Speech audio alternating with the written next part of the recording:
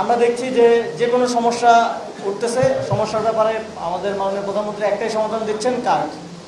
যে কোনো সমস্যা আসতেছে কার্ড। তো আজকে বাংলাদেশের বর্তমান সময়ে সবচেয়ে বড় সমস্যা হচ্ছে চাঁদাবাজি, এবং আমরা ক্যাম্পাসগুলোতে দেখছি সন্ত্রাস। তো এর থেকে মুক্তি পাওয়ার জন্য আমাদেরকে একটা সন্ত্রাস বিরোধী কার্ড আর একটা চাঁদাবাজ বিরোধী কার্ড যদি দিতেন তাহলে আমরা অনেক উপকৃত হতাম।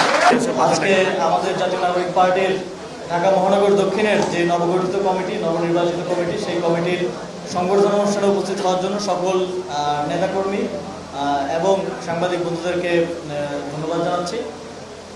আপনারা জানেন যে জাতীয় নাগরিক পার্টি এবার জাতীয় নির্বাচনে সারা দেশে আমরা 30টি আসনে প্রতিদ্বন্দ্বিতা করেছি, এবং বাংলাদেশের জনগণ আমাদের প্রতি তাদের সমর্থন জ্ঞাপন করেছেন।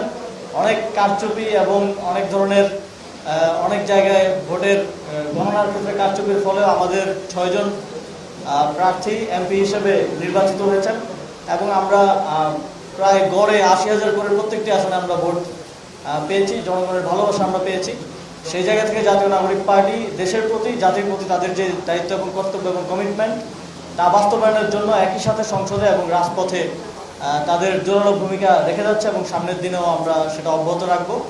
একই সাথে আমরা এবারের জাতীয় নির্বাচনে আমরা আমাদের পার্টির দিক থেকে অনেকগুলো শর্টকামিংসের বিষয়ে আমরা আইডেন্টিফাই করেছি, এবং সেই জায়গাগুলোকে ওভারকাম করার জন্য পার্টিকে আরও সাংগঠনিকভাবে শক্তিশালী করার জন্য আমরা কাজ করে যাচ্ছি।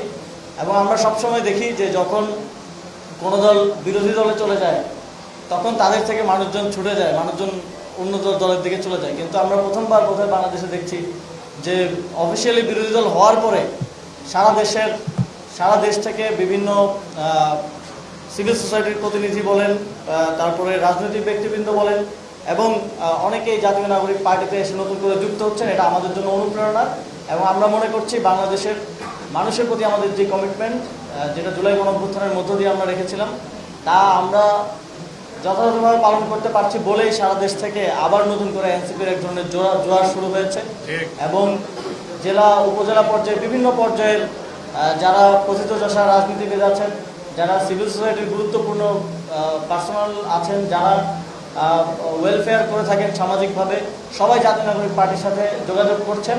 এবং আমরাও আহ্বান জানাতে চাই, আমরাও আমাদের জনগণের সেবা করার জন্য জাতীয় নাগরিক পার্টির দরজা সকলের জন্য খোলা থাকবে। শুধুমাত্র গণহত্যাকারী এবং ফ্যাসিবাদের সহযোগী ছাড়া, এবং সন্ত্রাস এবং চাঁদাবাদ ছাড়া বাকি সবার জন্য এই পার্টির দরজা খোলা থাকবে।